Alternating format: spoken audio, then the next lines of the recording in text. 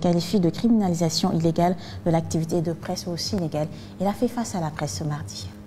Avec sa décision de fermer 381 médias jugés non conformes au code de la presse, le ministère de la Communication, des Télécommunications et du Numérique a franchi le Rubicon, selon la coordination des associations de presse. Elle s'offusque et tire la sonnette d'alarme. Ce sont des allégations qui n'ont aucun fondement juridique et qui violent la loi de manière totale. La presse sénégalaise aujourd'hui ressemble à un George Floyd, étouffé par les institutions censées la protéger. L'État, censé garantir sa liberté et sa sécurité, la matraque, l'empêche de respirer et l'étouffe lentement par des mesures injustifiées. Et parmi ces mesures, la circulaire du Premier ministre en mai 2024, qui a conduit à la rupture unilatérale des contrats avec des entreprises publiques et parapubliques. Cette démarche de la tutelle, facilitée par l'absence de séparation des pouvoirs, la CAP annonce qu'elle ne restera pas les bras croisés et dévoile un plan d'action. Un formulaire est lancé à partir d'aujourd'hui pour répertorier toutes les entreprises de presse déclarées non conformes, les accompagner avec des avocats et tous les responsables des médias sont appelés à déposer individuellement le même jour un recours devant la chambre administrative de la Cour suprême. La CAP a ainsi décidé d'initier une série de rencontres durant tout le mois de mai, et ce en synergie avec les organisations syndicales, les organisations de défense des droits de l'homme, les membres de la société civile, une série qui sera bouclée par un sit-in devant les locaux du ministère de la Communication. 2 ans sans l'aide à la presse, aucune notification sur les motifs de rejet, de l'opacité dans le traitement de quelques dossiers d'entreprises de presse, les conclusions des assises des médias rongées dans les tiroirs, impossible de créer de nouveaux médias. La CAP invite la tutelle à un dialogue pour remettre la corporation sur les bons rails.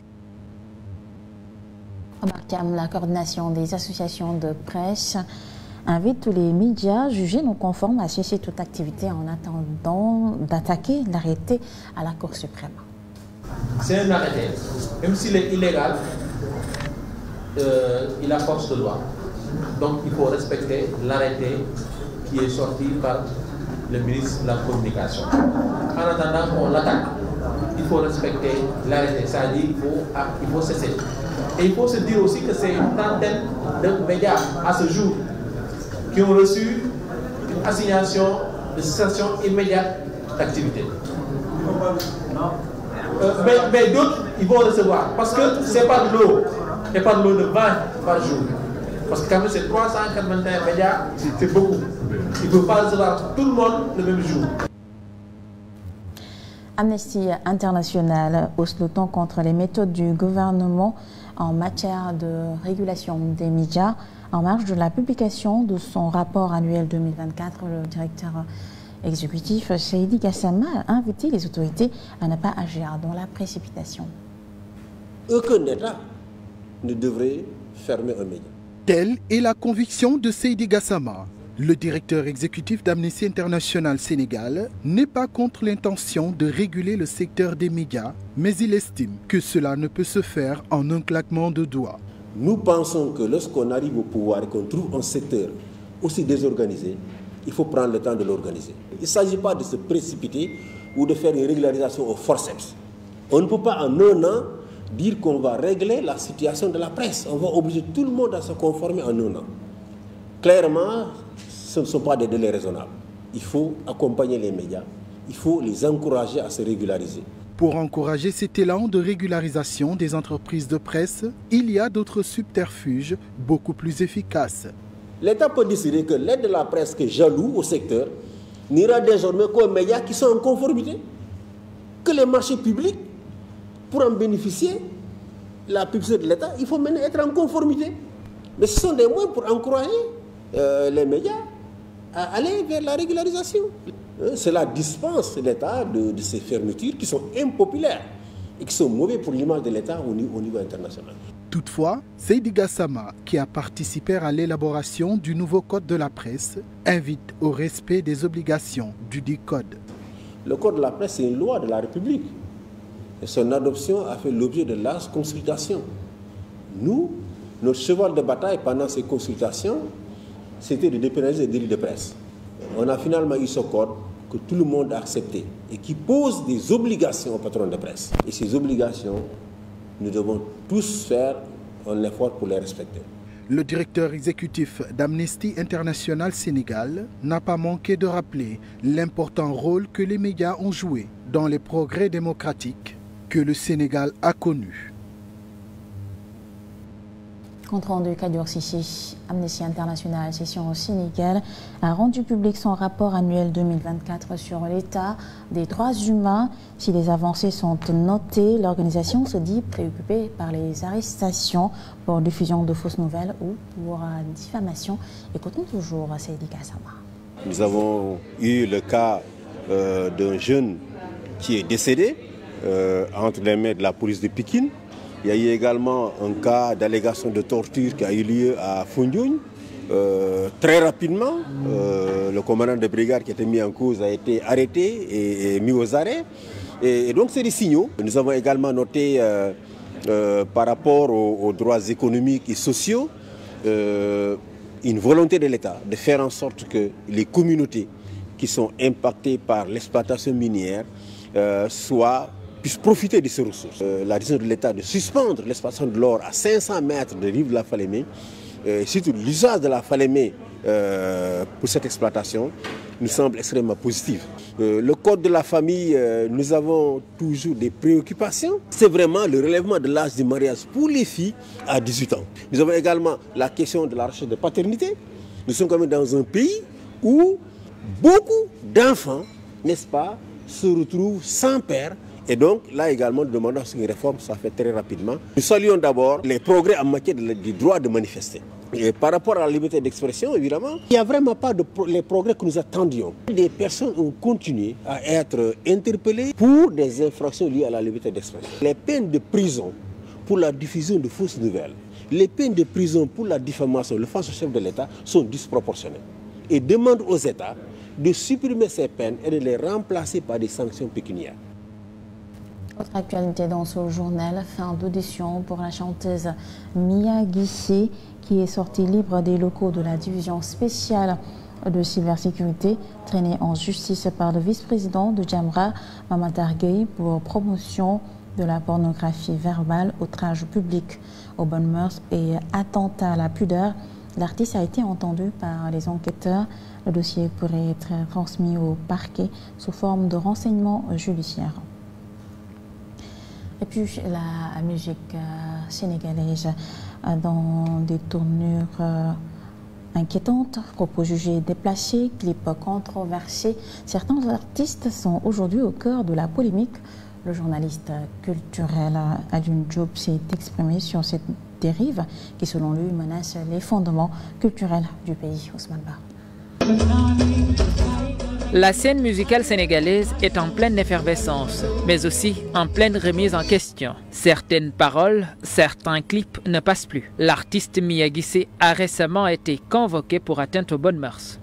Je crois qu'on peut mener sa carrière sans heurter la croyance des gens, mettre mal à l'aise quelqu'un qui est avec sa famille en train de regarder la télé ou de suivre la radio. On peut mener sa carrière sans heurter qui que ce soit. On ne doit pas miser justement sur des propos malsains pour faire sa promotion. Alioune Diop, figure respectée dans le journalisme culturel, rappelle que la musique sénégalaise a toujours su allier expression artistique et respect des valeurs. Selon lui, depuis toujours, on chante, on danse, mais avec retenue. En tout cas, je ne confirme pas que dans le passé, il y a des gens qui ont parlé plus grave ou plus perturbant que ce qui se passe en ce moment. Moi, je dis non. Donc, il faut s'appuyer sur son talent en l'adaptant à nos réalités socio-culturelles, en l'adaptant à nos réalités sociologiques, en l'adaptant à des politiques préétablies, puisque tous les États établissent des politiques culturelles sur lesquelles les artistes peuvent s'appuyer. Face à un public de plus en plus jeune et exposé aux médias, le journaliste appelle à la responsabilité. Penser aux enfants et à l'éducation que les parents essaient de transmettre. La musique, selon lui, doit accompagner, pas détourner. On a nos enfants que nous éduquons, il est hors de question quand même qu'ils soient orientés vers des chemins qui peuvent avoir des conséquences négatives dans son existence, dans son évolution. Un message fort à destination des artistes. Pour Alioune, l'héritage culturel doit rester une boussole. Selon lui, les anciens artistes savaient où s'arrêter. Aujourd'hui, il faut retrouver cette ligne. Un appel à plus de retenue dans un secteur en pleine évolution. Mama Matar Gueye, figure controversée de l'ONG islamique Jamra, est connue pour ses prises de position radicales en matière de mœurs et de valeurs religieuses. Si ses soutiens saluent son combat pour la moralité, ses détracteurs l'accusent d'en faire trop, n'est-ce pas, Djumabay? On se souvient de ses déclarations tonitruantes sur la mort d'Abdoulatif Gueye, fondateur de l'ONG Jamra, décès survenu en 2008. Mama Matar Gueye soutenait à l'époque l'accident de son cousin a été orchestré par des lobbies autour du business de la drogue. D'ailleurs, il défend toujours cette thèse du crime. Latif est décédé dans un accident qui n'est toujours pas éclairci. Il n'y a pas eu de rapport d'autopsie. Il est mort seul dans un véhicule où étaient à bord 4 personnes. Les autres n'ont même pas eu d'égratignure. Au sein de l'organisation Jamra, Mama Matar est l'une des voix les plus audibles. Vigie des valeurs culturelles et religieuses, Mama Matar prend à cœur sa mission. Le vice-président de l'organisation islamique s'est illustré notamment dans le combat pour la criminalisation de l'homosexualité au Sénégal. Au nom de quoi nous, peuple sénégalais, nous n'aurions pas le droit, nous référant à nos réalités sociales et culturelles, de structurer l'article 319 bi Haram al-Ngodigen. Au nom de quoi l'homosexualité n'est pas tolérée ici. Le chargé de communication de Jamra a aussi bataillé contre l'avortement médicalisé au Sénégal, contre la franc-maçonnerie, entre autres. Mama Matar Gueye est toujours aux aguets des moindres de faits et gestes qui outrepassent les bornes fixées par Jamra. Dans le monde du showbiz, le porte-étendard de Jamra a eu à découdre avec des artistes dont Wally Seck, à qui reprochait ses tenues vestimentaires. Mama Matar a également eu des démêlés avec DS Major, Tange Tandian, Kalista, productrice de la série Maîtresse d'un homme marié. Il a même eu à intervenir dans le monde des médias. Des programmes jugés impudiques ont été censurés grâce à Mama Matar Gueye. Aujourd'hui, c'est au tour de la chanteuse Mia Guissé de subir la colère du censeur. Il accuse la chanteuse de pornographie verbale. Des accros, Mama Matar en a subi, tels que des menaces de mort dont il dit être souvent victime. Né et grandi au quartier Thiers à Dakar Plateau, Mama Matar Gueye est un analyste programmeur de formation, un expert en TIC. Il a été président du conseil d'administration du Centre international pour le commerce extérieur du Sénégal, CICES, et secrétaire général du Rassemblement démocratique sénégalais, RDS. Toujours sur l'actualité, le ministre de l'Hydraulique et de l'Assainissement a lancé l'opération pré-hivernage ce mardi au centre d'épuration de Cambérène. L'objectif est de prévenir les inondations. Bakary Sissi. Quand l'hivernage s'annonce, c'est une peur bleue qui se manifeste au sein de bien des populations de la banlieue et ailleurs. Nous sommes vraiment inquiets. À chaque approche de l'hivernage, c'est comme ça. Nous vivons des périodes très difficiles pendant l'hivernage à cause des inondations.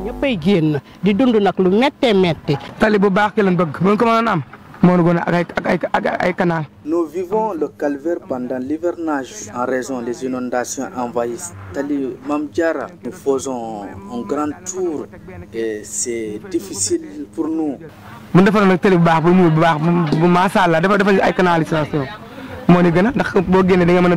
Selon les prévisions de la météo, l'hivernage 2025 sera pluvieux.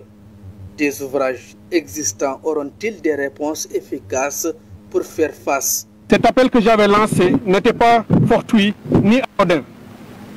Je partais du constat qu'en matière de gestion des inondations, l'État avait consenti beaucoup d'efforts portés par des investissements financiers importants pour la réalisation d'ouvrages, malheureusement, sans toujours arriver à ses fins. Une approche dans la gestion des inondations qui était jusqu'ici guidée par une approche ou une posture ou méthode techniciste. Pour l'entretien et la protection des infrastructures, le ministre de l'Hydraulique et de l'Assainissement prêche. Les opérations que nous lançons aujourd'hui, monsieur le directeur général, s'inscrivent dans ce sillage en visant à promouvoir la mobilisation, l'organisation et l'engagement des communautés à travers des actions coordonnées de curage, de nettoyage, d'entretien d'ouvrages et de réseaux de drainage d'eau pluviale, ainsi que de pompage, de débouchage et de réalisation des traînées drainantes. Il faut rappeler, dans certaines localités, il y a l'arrêt des travaux de canalisation. C'est l'exemple à Kermassar, une des 14 en raison. L'État doit de l'argent à l'entreprise CDE. En attendant, suivons dans quelle direction Dr Cheikh Tidiane Dieye nous conduira. En sport, nous parlons de la réforme dans le mouvement Navétane. Les autorités ont fixé un nouveau calendrier. Désormais, les compétitions sportives devront se tenir entre le 15 juillet et le 15 octobre. Une décision saluée par l'ONCAV Djibril.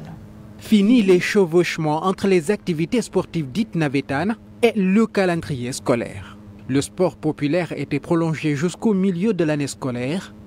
Pour y mettre un terme, l'État a pris de nouvelles mesures. Désormais, les activités sportives devront impérativement se dérouler entre le 15 juillet et le 15 octobre de chaque année. Sur le principe, nous, on n'a aucun problème.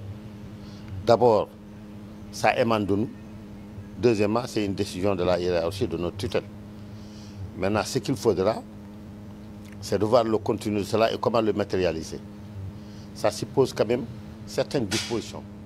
Faire de telle sorte que les compétitions n'aillent plus au-delà du 15 octobre, c'est faisable, mais il faut des infrastructures sportives suffisantes. À 12 ASC, on fait 4 poules de 3. Tous, on joue à Demodiop. Et que, au-delà de nous, il y a aussi 5-6 zones qui jouent à Demodiop.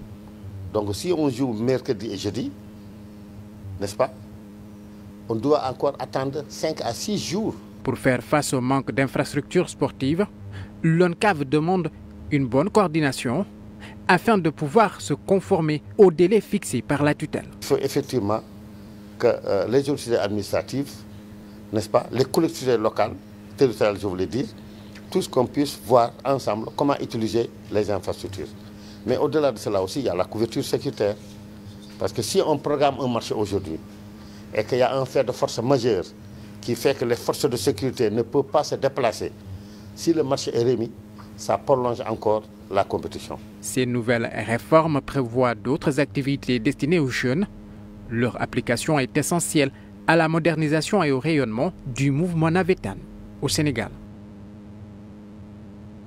Et pour terminer, le président américain va célébrer ce mercredi 30 avril la fin des 100 premiers jours de son second mandat. Le 100e jour au pouvoir des présidents américains est traditionnellement celui du premier bilan. La comparaison entre le Donald Trump de 2017 et celui de 2025 montre une continuité fidèle à sa méthode de saturation de l'espace médiatique. Le milliardaire aboie sur la scène internationale, tandis que sur le plan intérieur, il flirte avec les limites de la légalité. Et c'est tout pour ce journal. Merci de l'avoir suivi. On suit des programmes sur cette télévision.